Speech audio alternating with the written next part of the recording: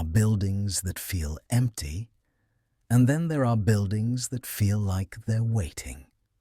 Black Veil Institute sits at the edge of Ravenwood, where the road narrows and the town quietly stops trying to explain itself.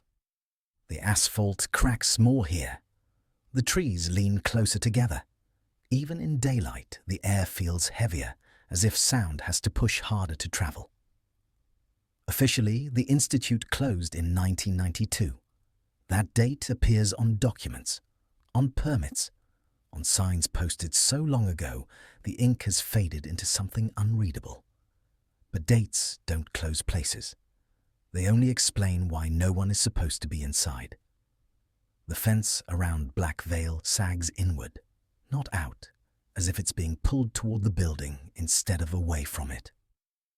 Rust has eaten through the metal in places, leaving gaps wide enough for animals or people to pass through without cutting themselves. Someone once tried to lock the gate. The chain is still there. The lock isn't. If you stand across the road and watch long enough, you start to notice the small things. The way the windows never reflect the sky the same way twice. The way the wind moves around the building, not through it. The way the trees nearest the walls grow crooked, their branches angled away, as if they change their minds mid-growth. At night, Black Veil doesn't disappear into darkness the way abandoned buildings usually do. It separates itself. The shape remains clear even when the details vanish. Corners hold. Lines stay sharp. The building keeps its outline, as if it's being remembered by something that doesn't need light to see. And beneath it, always beneath it, there's the hum. Not loud, not constant. A low vibration that comes and goes without warning. Some nights, it lasts for seconds. Other nights, it stretches on long enough that you start counting your breaths without meaning to. People in Ravenwood have explanations for it. Old generators, underground tunnels, water moving through broken pipes. They offer these explanations quickly, the way people do when they don't want a conversation to continue. No one mentions the lights unless you ask directly. A single corridor glowing faint yellow for less than a minute. A room on the second floor illuminated when the rest of the building stays dark. A reflection in a window that doesn't match the angle you're standing at. Security cameras still hang from the exterior walls. Some of them turn. Black Veil Institute was built to observe something. Not forever. Not like this. It was meant to gather information, contain variables, and then quietly remove itself from the equation. That was the plan. But places remember what happens inside them. They remember fear. They remember repetition. They remember attention. Ethan Vale wasn't the first child taken through those doors. He was just the one who proved the door never really closed. Ravenwood never looked like a place that needed watching. It didn't burn. It didn't riot. It didn't make the news. It sat in the middle of Indiana, surrounded by farmland that went fallow a little earlier each year, forests that grew too dense for their own good, and roads that people only used if they already knew where they were going. Nothing dramatic happened here. Just small things, quiet things, things that were easy to dismiss if you weren't writing them down. Children complained of the same dream, described in the same order, using the same words, despite living on opposite sides of town. Teachers noticed students pausing mid-sentence, then continuing together, their voices overlapping for half a breath before separating again. Parents reported power outages that didn't behave like outages. The lights would go out, clocks would stop, televisions would cut to static. And when everything came back, hours were missing, not forgotten, gone. as if they had never happened at all. Each incident had an explanation. Stress, imagination, faulty wiring. Ravenwood was good at explanations. What it wasn't good at was patterns. By the early 1960s, certain details began repeating too cleanly to ignore. Streetlights flickered in sequence instead of at random, turning off and on down entire blocks like someone testing a switch. Radios crackled with voices that matched people who no longer lived in town. Sometimes people who had died, sometimes people who had simply left and never returned.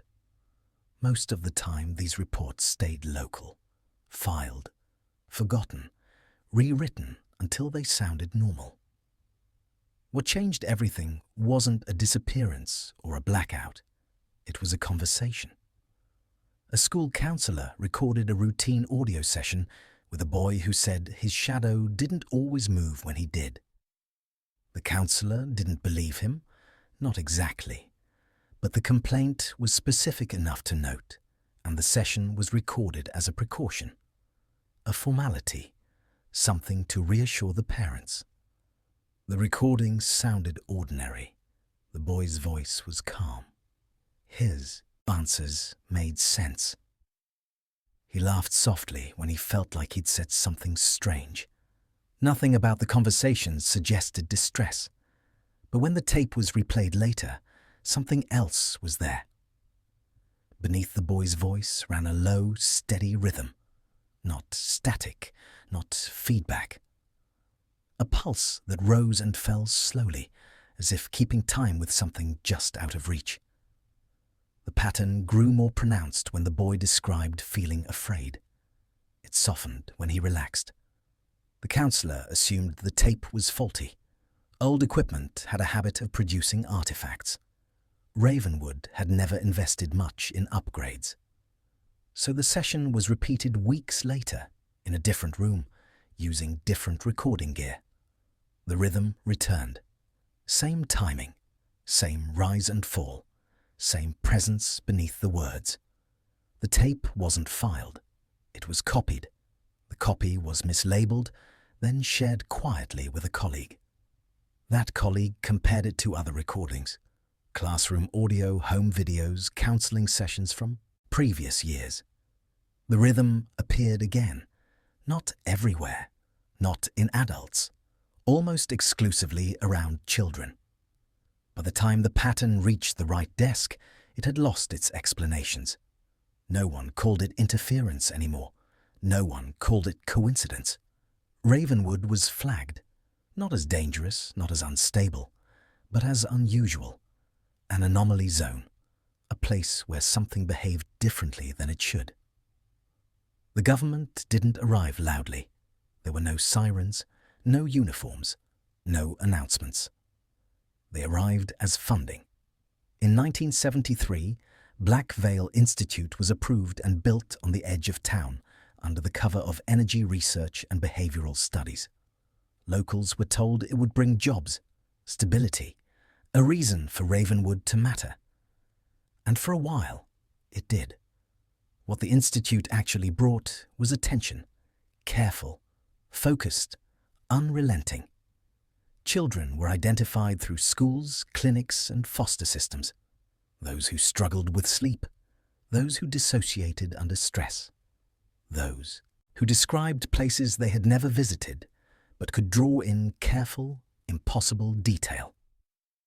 Officially, the research focused on perception and cognition. Unofficially, it focused on one question no one wrote down. Why Ravenwood's children could hear something the rest of the world couldn't. And why, once it noticed them, it didn't seem willing to stop listening. By the time Ethan Vale was born, Black Veil Institute was no longer trying to confirm whether something existed beneath the town. They were trying to understand how long it had been there, and whether it had been waiting. At first, no one called it a signal. That word came later, after too many recordings refused to behave, after too many explanations collapsed under their own weight. In the beginning, it was treated the way all small disturbances are treated, as background, as something unimportant enough to ignore. Tape hiss, electrical interference, a flaw in cheap equipment. Ravenwood had plenty of those. But the sound didn't act like noise. Noise is chaotic. It drifts. It doesn't wait for you. This did. When the counsellor's tape was copied and passed along, someone listened to it the wrong way, through headphones, alone, late at night, without distraction. They noticed the rhythm, not because it was loud, but because it was patient. It never interrupted the boy's voice. It never overlapped his words. It sat beneath them, steady and deliberate, like something listening closely enough to know when to stay quiet. That person did something simple. They compared it. School assemblies, classroom recordings, birthday videos filmed in living rooms, anything captured indoors, near children, during moments of heightened emotion. The same rhythm appeared again and again, not identical in volume, not always clear, but timed. It rose when fear rose. It flattened when calm returned. It sharpened during silence. And once you heard it, you couldn't unhear it. The recordings behaved differently, depending on where they were made. Outside Ravenwood, the rhythm vanished completely. Identical equipment used in neighboring towns captured nothing unusual, just static and air and the sound of people existing normally. Inside Ravenwood, the sound threaded itself through everything. Phones left off the hook carried it faintly. Baby monitors picked it up just before children woke screaming. Radios tuned between stations held it for a few seconds before dissolving back into noise. Someone, no one ever agreed who, began charting it. Graph paper, pencil, careful lines drawn by hand. The rhythm repeated every 97 seconds. Not perfectly, not mechanically, more like breathing. A pulse followed by a pause that felt expectant. It wasn't broadcasting blindly, it was waiting for something to answer. That realization changed the language overnight. Files stopped using words like interference and artifact. They replaced them with stimulus, response, feedback. Recordings were no longer archived as background material. They were labeled, timed, and cross-referenced. Children weren't producing the sound. They were amplifying it. The younger the child, the clearer the rhythm became. Infants reacted before adults could hear anything at all, crying at precise intervals, settling only when the pulse softened. Toddlers refused to enter certain rooms, clinging to door frames that looked no different from any other. Older children tried to explain what they felt. They said the sound felt close. They said it pressed behind their eyes. They said it felt like standing near something that knew their name. One boy said it wasn't coming from the walls. "It's under the room," he said, "like it's downstairs." No one corrected him. Attempts to isolate the sound failed. When microphones were adjusted, the rhythm shifted. When recordings were slowed, it compensated. When observers focused too closely on a single source, the signal dulled, only to return stronger days later. It behaved less like a malfunction and more like attention. The question stopped being, what is causing this? The question became, who is it for? Because the signal didn't respond to machines. It responded to fear, to sleep, to children who hadn't yet learned how to close doors inside their own minds. And beneath all of it, steady, restrained, unmistakably present, was the sense that Ravenwood wasn't generating the sound at all. It was receiving it. By the time funding requests were approved and plans drawn up, the working theory had narrowed to something no one dared put plainly into writing. There was something beneath Ravenwood that behaved differently, and it had learned how to knock. Black Veil Institute wasn't built to silence the signal.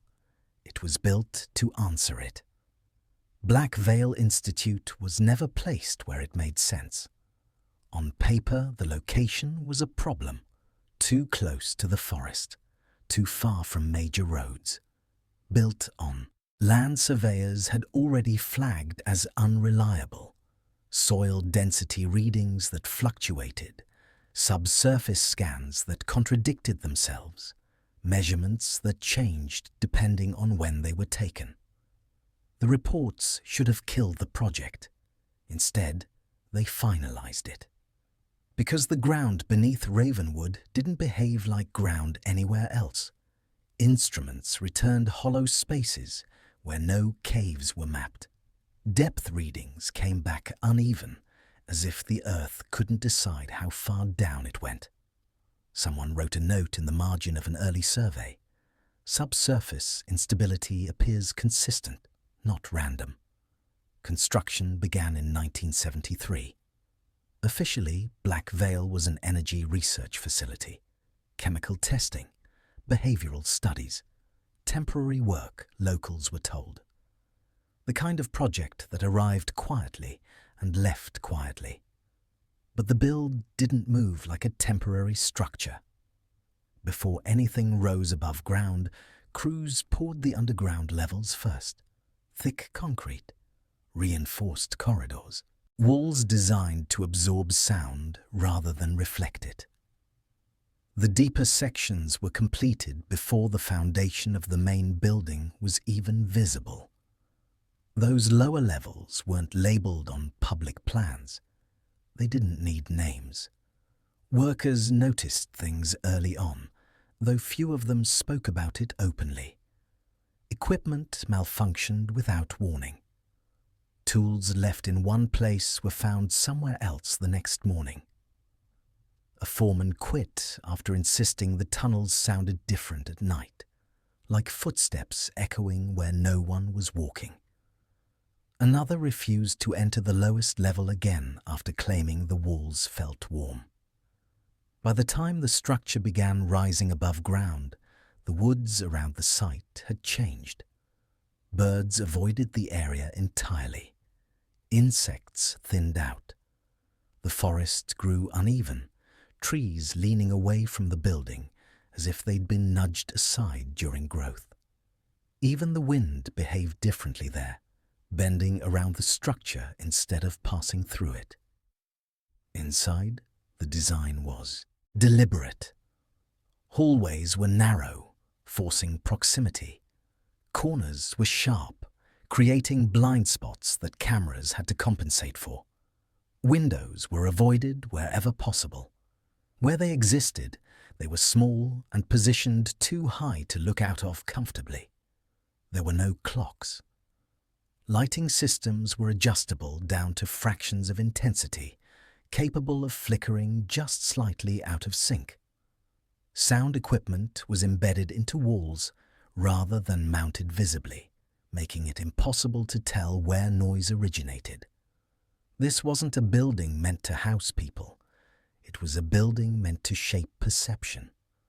Power systems were isolated from the town grid. Backup generators were installed underground and tested weekly, then daily. Logs note several instances where generators activated without any recorded outage, as if something had practiced. When Black Veil officially opened, it did so without ceremony. No ribbon cutting, no press. Staff arrived, credentials verified, doors sealed behind them. And almost immediately, the signal changed. Recordings sharpened, rhythms stabilized. Responses that once took minutes arrived in seconds. Whatever had been knocking beneath Ravenwood now had something to knock against.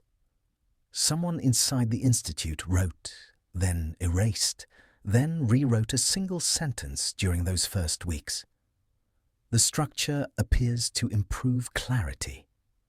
Black Veil hadn't silenced anything. It had focused it.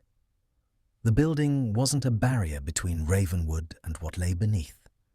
It was an instrument, and whatever was waiting below had recognized it instantly. At first, Black Veil tested everyone. Adults volunteered.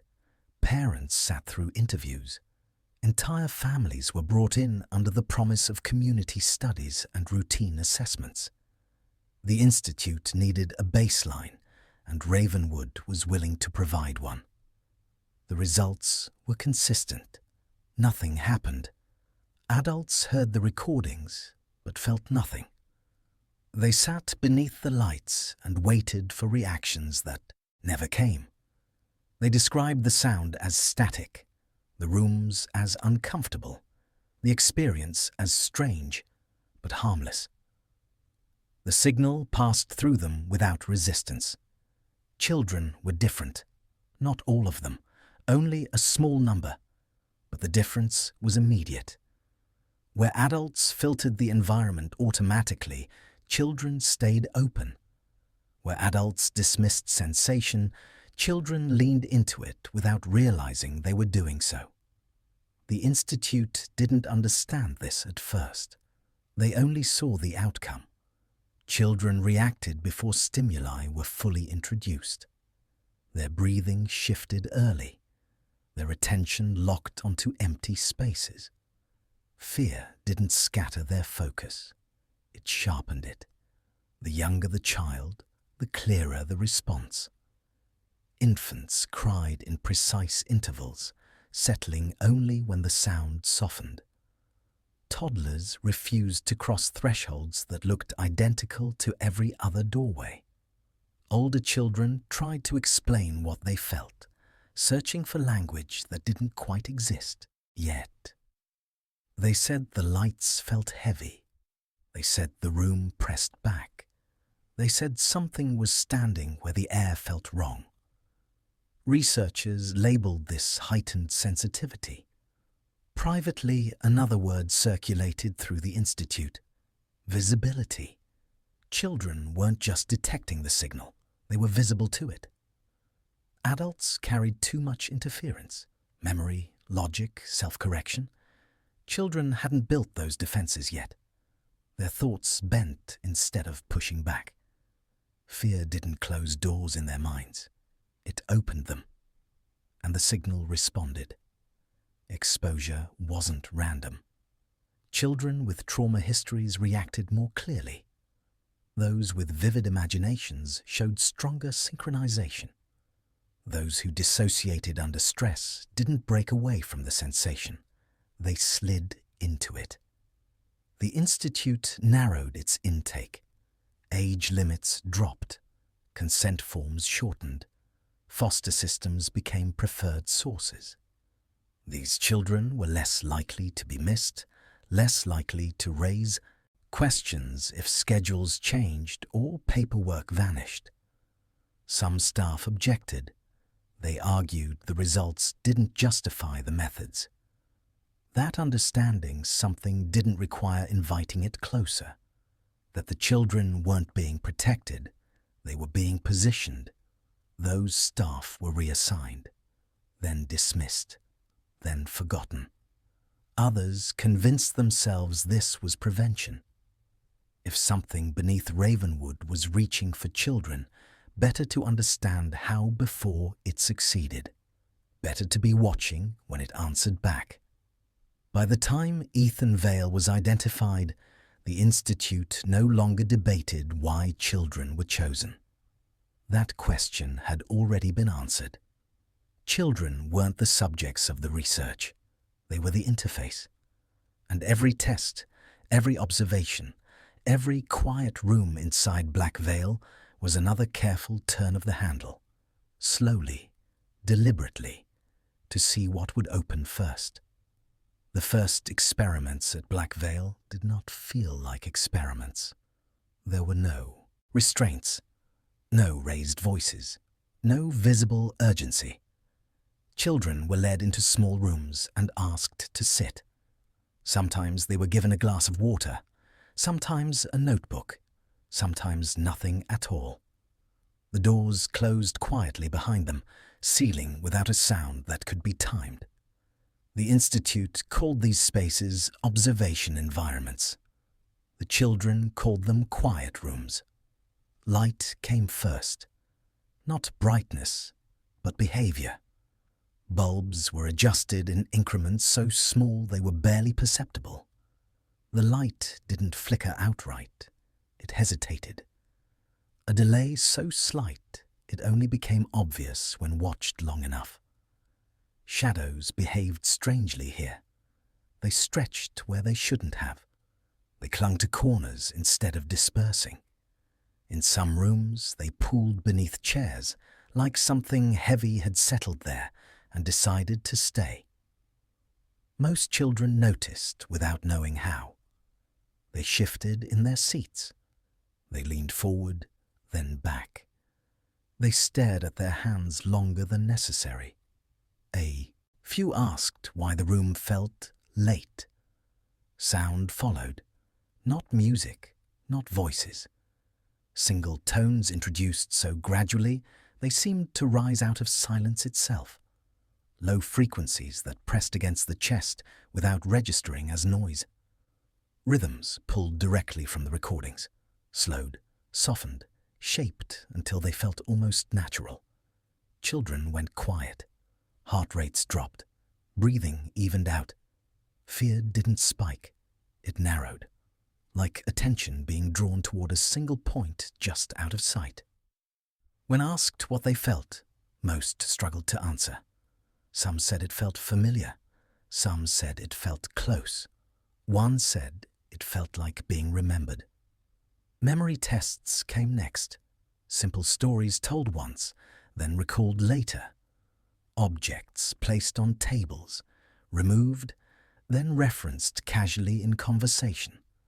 Questions asked out of order to see which details children reached for first.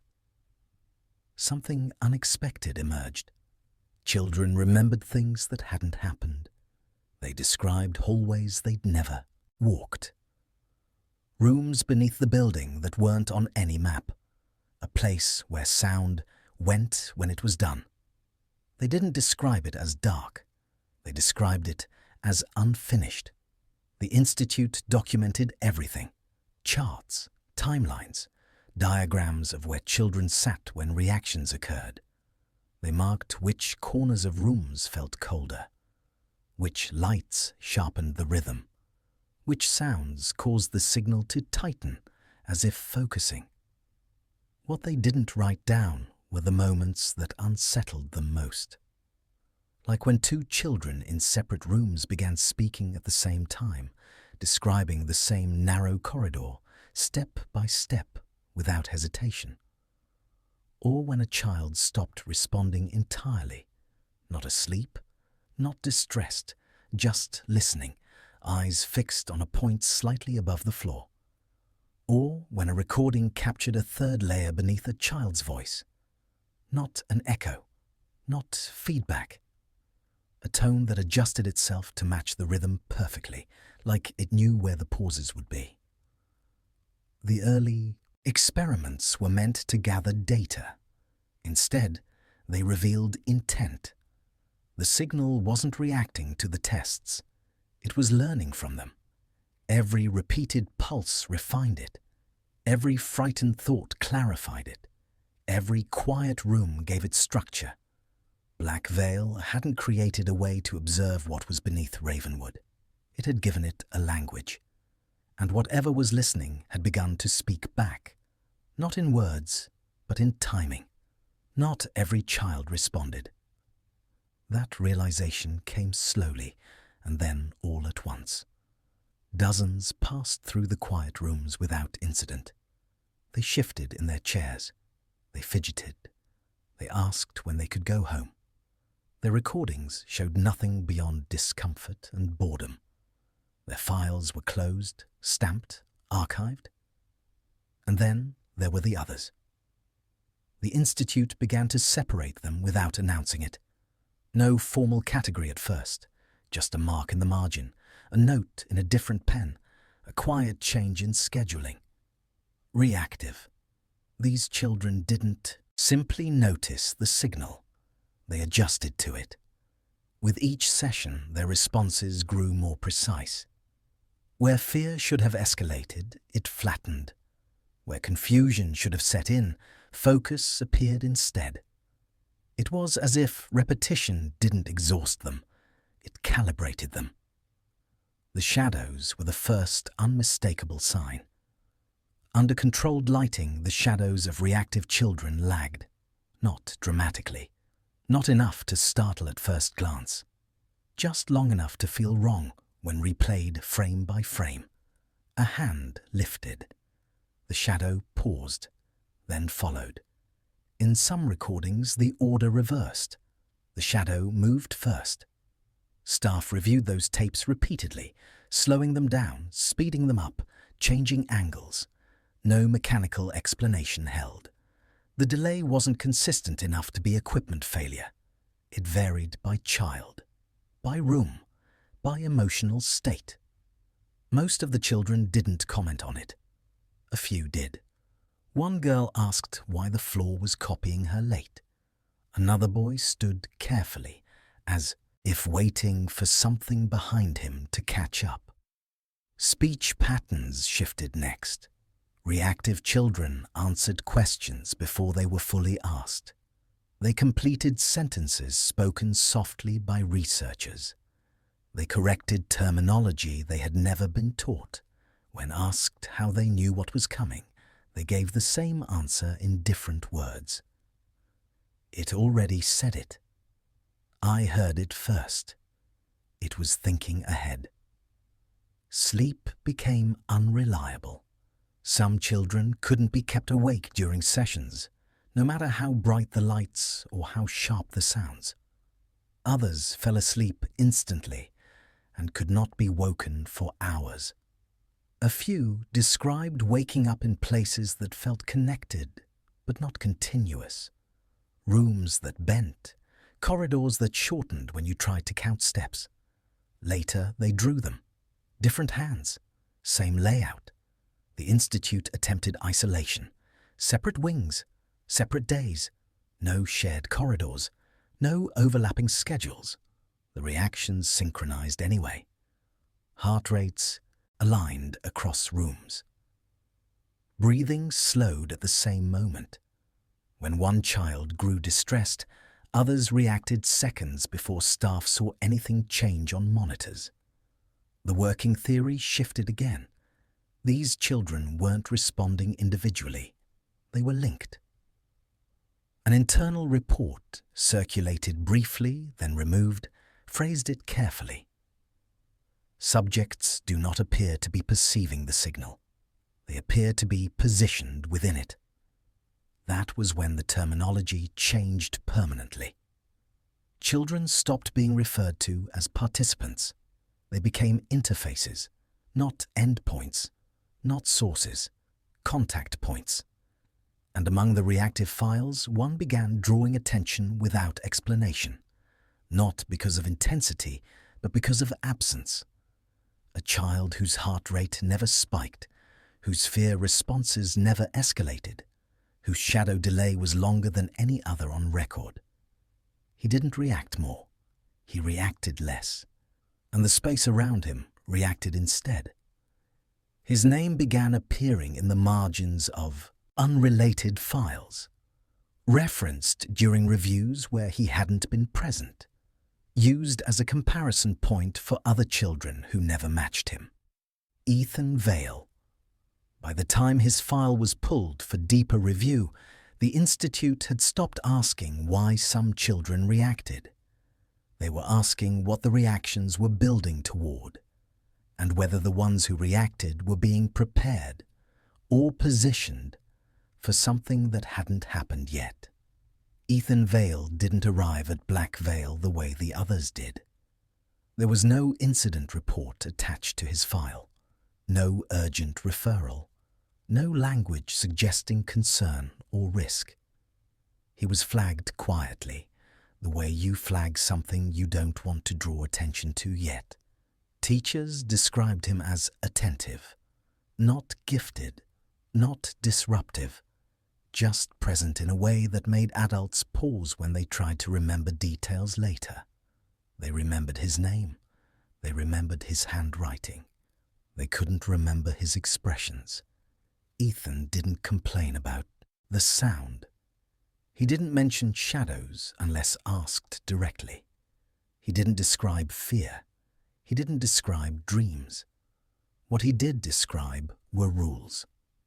During his first observation session, Ethan sat calmly beneath the lights while technicians adjusted the room. The familiar rhythm was introduced slowly, layered beneath silence. Other children reacted within seconds. Ethan didn't. His breathing remained even. His posture didn't change.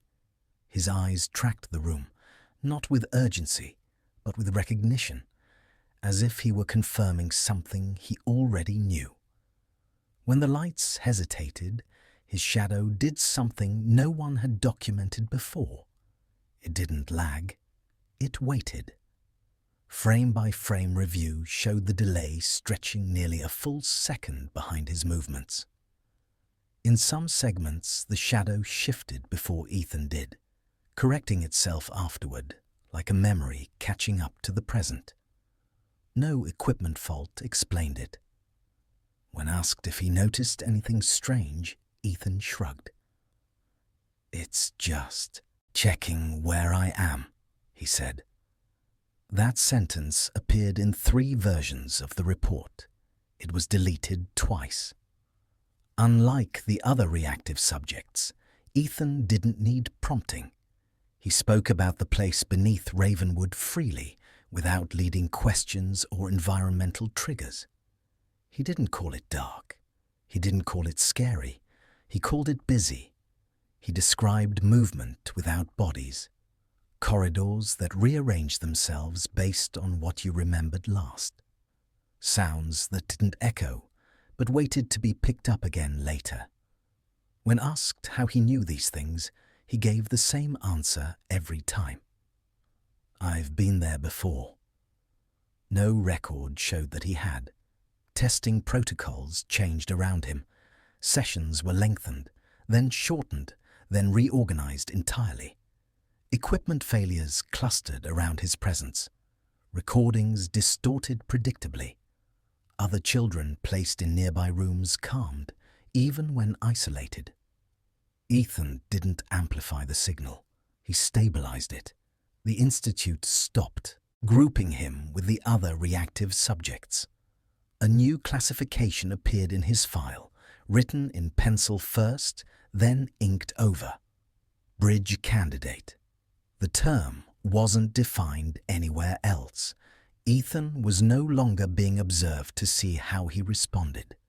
He was being observed to see what else responded. Staff noticed that the signal sharpened when Ethan slept. Not louder, clearer, as if the rhythm no longer needed to search for alignment. Sessions were rescheduled around his sleep cycles. Notes referenced access windows without specifying what was being accessed.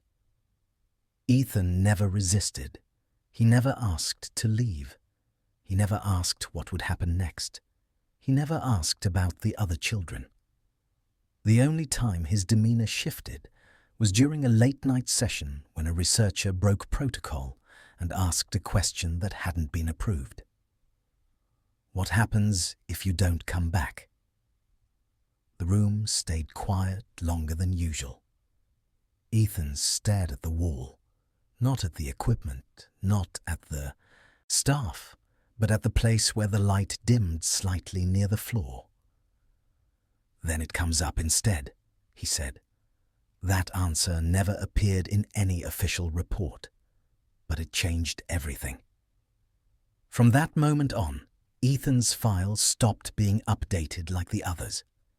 It became a reference point, a constant, something other data was measured against. Ethan Vale was no longer a subject in an experiment. He was infrastructure.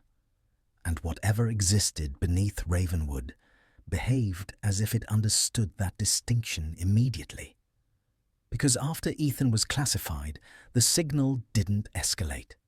It settled, as if it had found what it was waiting for. She entered the system without urgency. No incident report flagged her file. No notes marked her as unstable or distressed. No one wrote urgent in the margins. She was assigned a number and moved quietly through intake, the way things do when they're expected rather than discovered. Subject 09.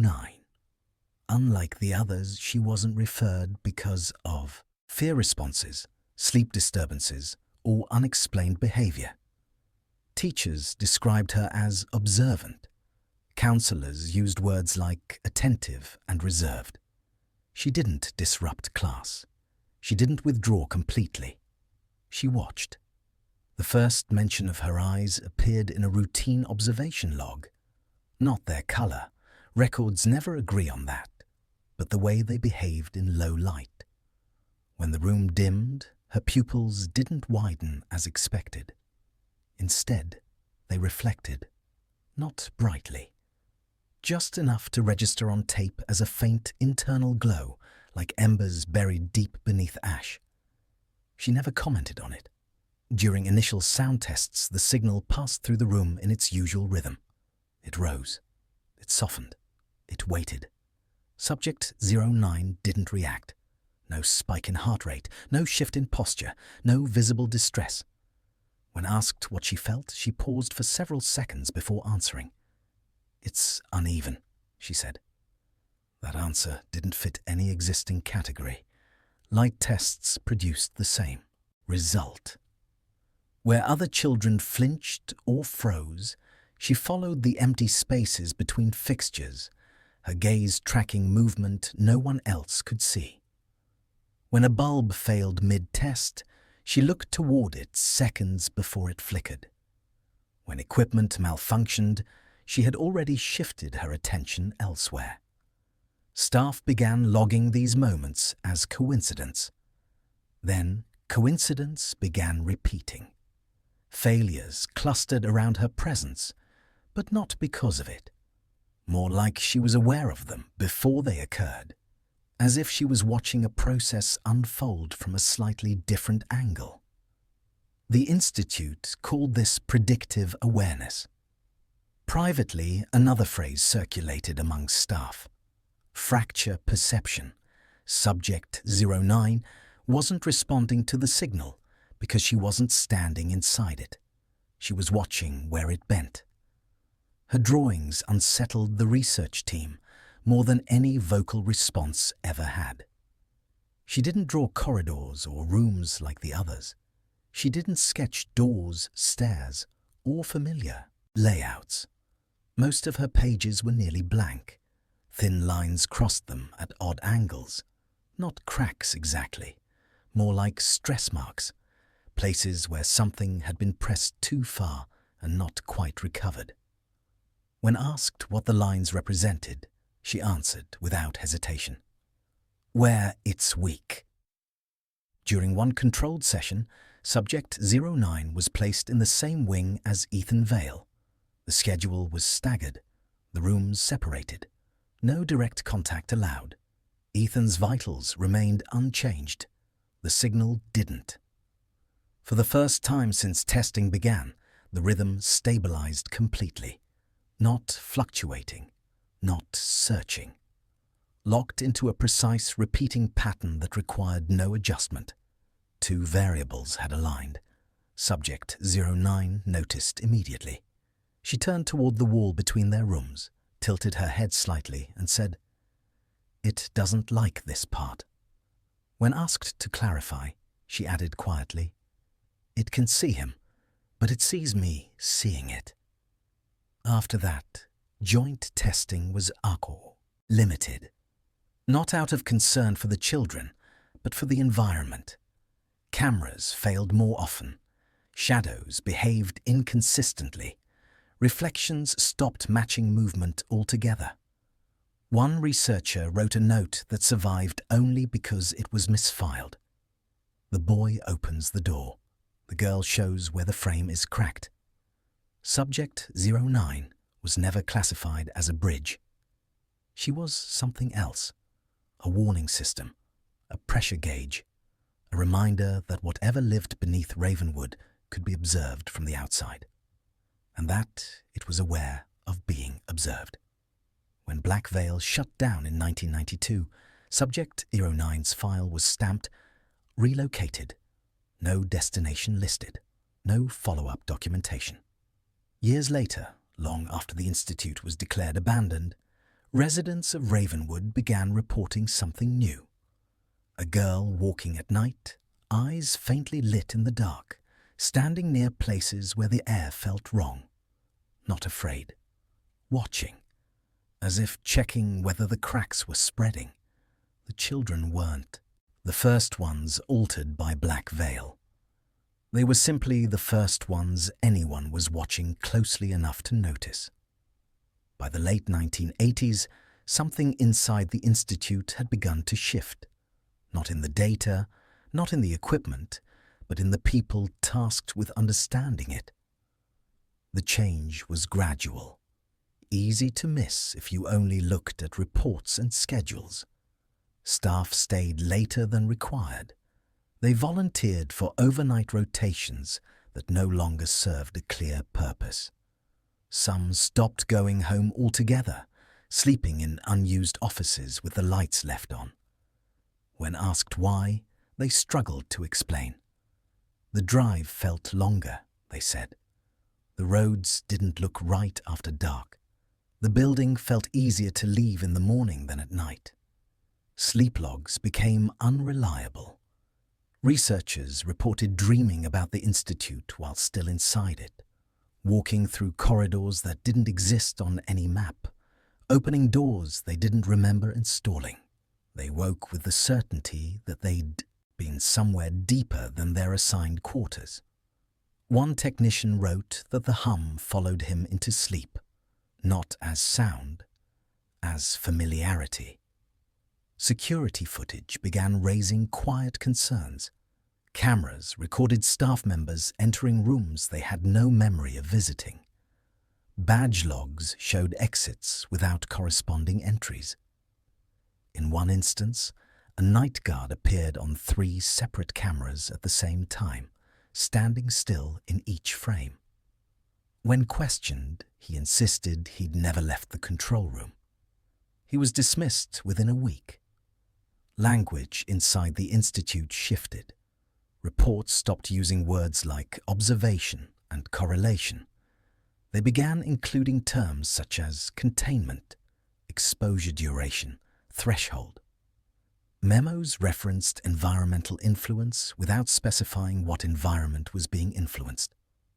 One internal document, circulated briefly before being pulled, noted, "Extended exposure appears to alter adult perception. Symptoms include delayed reflection response, auditory misrecognition, and memory compression. Cause undetermined." Privately, staff said something simpler.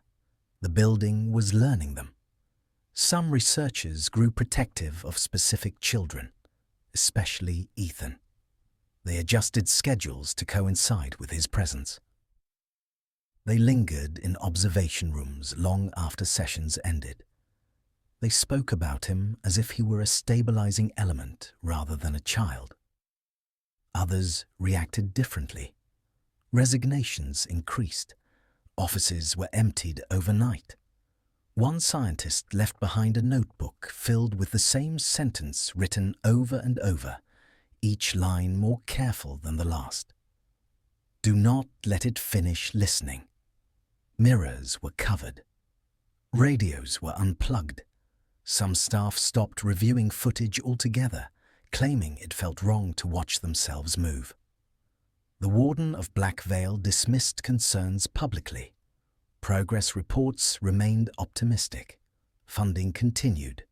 Officially, nothing was wrong. Unofficially, the cameras told a different story.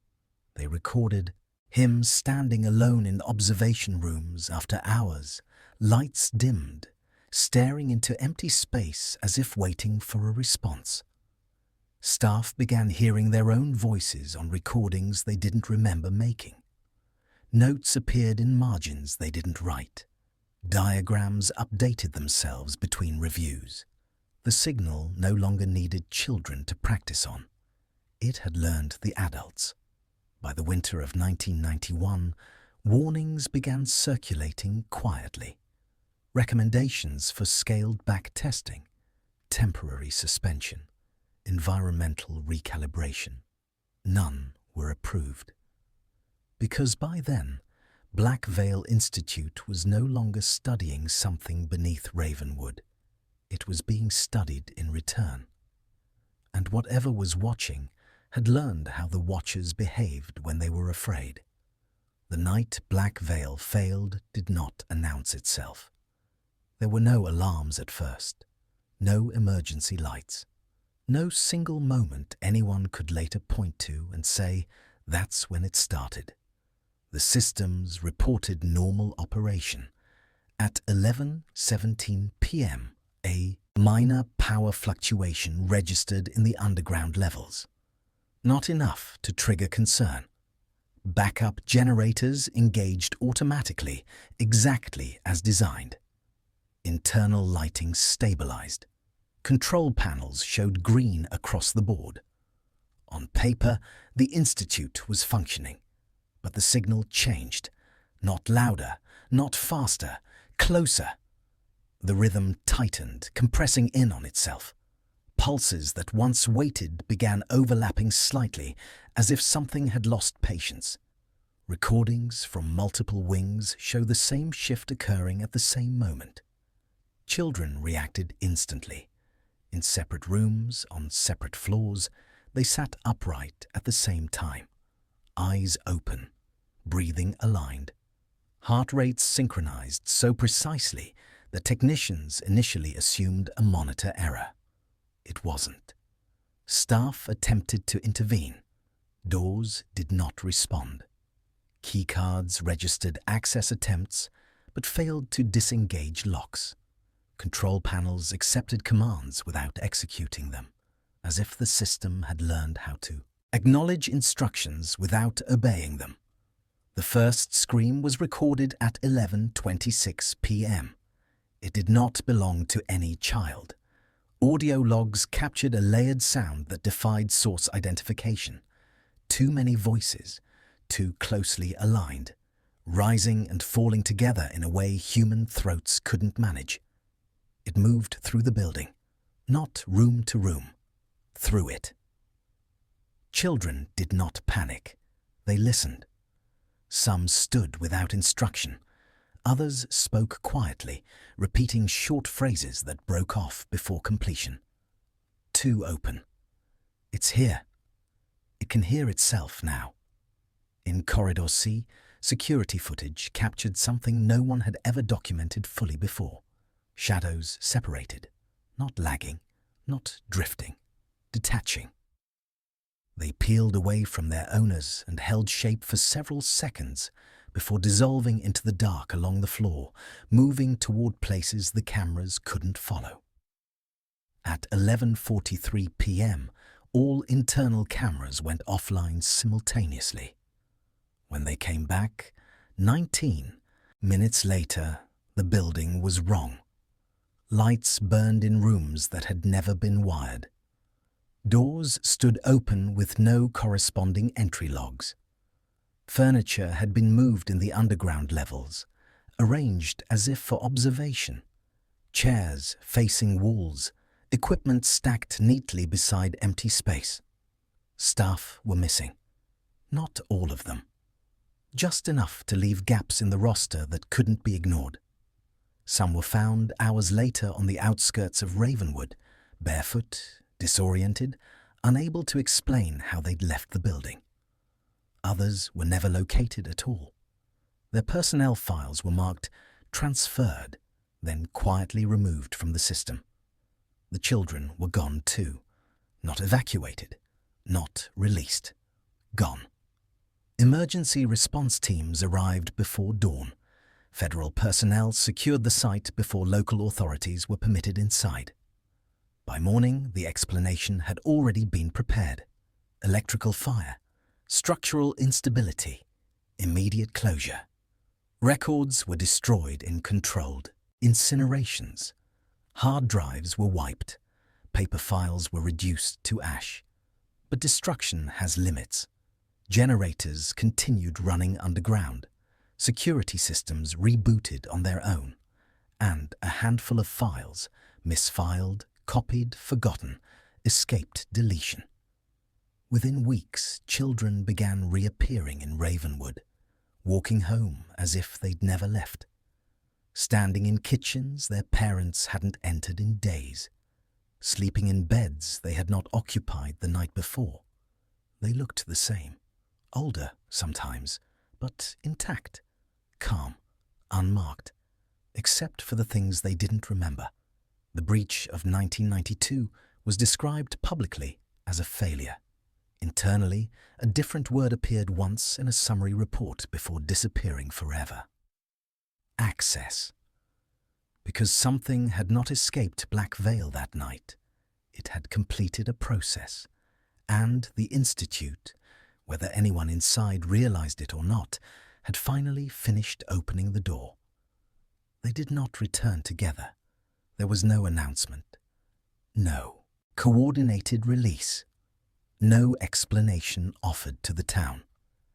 They came back one at a time, scattered across weeks and months, slipping back into Ravenwood the way a thought returns after you've tried very hard not to have it. The first was spotted near Pine Lantern Road. A boy standing at the edge of a driveway just after sunrise, shoes muddy, clothes too thin for the weather.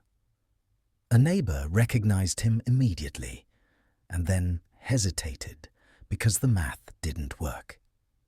He should have been younger. He should have looked frightened. He wasn't. He asked politely to use the phone. By the end of that week, 3 more children had reappeared. One was found asleep in her own bed, tucked in so neatly her mother assumed she'd come home early the night before. Another was seen walking out of the woods at dusk, brushing dirt from his hands as if he'd only been gone a few hours. No one reported seeing them arrive. They were just there. The children didn't describe an escape. They didn't describe being released. They didn't describe anything resembling a journey home. When asked where they'd been, most answered with the same quiet confusion. "Here," they said. "Somewhere close. Not far." Doctors found nothing wrong with them. No signs of injury, no malnutrition, no trauma that could be named. On paper, they were healthy. Healthier in some cases than before they disappeared. But the town noticed the differences anyway. The children were calmer, quieter, unusually attentive. They didn't fidget. They didn't interrupt. They listened in a way that unsettled adults without giving them a reason to object. Some forgot entire years of their lives. Others remembered events out of order, recalling conversations that hadn't happened yet, or places they had never been taken. One child insisted she'd already attended her own birthday party the following year. Another stopped using mirrors altogether, covering reflective surfaces with towels without being asked. Their shadows didn't behave correctly. Neighbors noticed it first, not knowing what they were seeing, just that something felt off. A child would step forward and the shadow would hesitate, or stretch too long, or lean in a direction the body hadn't chosen. When questioned, the children shrugged. "It's tired," one said. "It takes longer now," said another. One child simply said, "It doesn't always come with me." No official records tracked the returns. The institute was closed, the files destroyed. There was nowhere to report anomalies even if someone wanted to. So the town adjusted the way small towns always do. People stopped asking questions. Parents stopped comparing notes. Teachers stopped writing things down. And then Ethan came back. Not dramatically, not late at night, not with witnesses. He appeared the way the others had, quietly, without explanation, standing in a place he'd once belonged. But Ravenwood noticed him immediately. He was older than he should have been, not by much, just enough to make people second-guess their memory. His voice was steady, his posture certain, and his shadow. His shadow did not always attach itself to him. Sometimes it followed a half-step behind. Sometimes it stretched toward places Ethan wasn't facing. Sometimes it didn't appear at all. Ethan didn't mention it unless asked. When he was asked, he answered honestly. "It stays where it's needed," he said. Life in Ravenwood resumed its familiar rhythm. Children went back to school. Parents returned to work. Black Veil Institute remained sealed, guarded, and officially empty. But the town never quite settled again, because the children who walked back weren't the same children who had been taken. They carried something with them, not possession, not damage, awareness. They knew where the town thinned. They avoided certain streets at certain times. They stopped speaking mid-sentence when the air felt wrong. And beneath it all, quiet, patient, and no longer searching, the signal remained. It no longer knocked. It waited. Because whatever had been opened in 1992 had not closed when the Institute did. It had simply learned another way in. And the children who returned were proof that once you cross that threshold, you never come back alone. Officially, Black Veil Institute ceased to exist in 1992. The paperwork says the site was condemned due to structural instability. The permits list hazardous conditions. The land registry marks the property as restricted, unsuitable for redevelopment, unsafe for entry. A place you close by writing the right words down. In reality, Black Veil never stopped. The fence went up higher. The gate was chained. Warning signs appeared where curiosity might linger too long. But the building itself was never dismantled. No demolition crews arrived. No equipment was removed. No one filled the underground levels with concrete, the way truly dangerous places are sealed. They simply locked the doors and walked away. Locals noticed small things first. The hum returned on nights when the air was still. Lights flickered briefly in upper corridors no one could reach. Security cameras, powered by nothing visible, shifted their angle after storms. Sometimes the power grid near the Institute dipped for a second, then corrected itself. Sometimes radios in nearby homes picked up a familiar rhythm beneath the static, soft enough that people assumed they were imagining it. They usually were, until they weren't. Children who had never been inside Black Veil began drawing the same shapes the returned children avoided. Certain classrooms felt heavier than others. Certain houses refused to stay quiet after midnight. Ravenwood learned new rules without being told. You didn't linger near the woods after dark. You didn't walk Pine Lantern Road when the fog pooled low. You didn't ask the children what they heard when the town went quiet. Because Black Veil wasn't the source anymore. It was the anchor. Whatever had been contacted beneath Ravenwood no longer needed constant access. The Institute had done its work. It had refined the signal, stabilized it, taught it where resistance was weakest. It had trained the town. Somewhere beneath the sealed floors, generators still hummed, not powering lights or equipment, but maintaining conditions, keeping something aligned, keeping a door from drifting shut on its own. That was the mistake. Black Veil wasn't abandoned. It was left running, not to observe, not to contain, to hold a shape in place long enough for the rest of Ravenwood to adjust around it. The children who returned understood this instinctively. They avoided the building without being told. They spoke less when they were near it. They slept better when they were far away. Ethan understood it best. He never went back inside. He never needed to, because whatever lived beneath Ravenwood no longer required walls, rooms, or machines to reach him.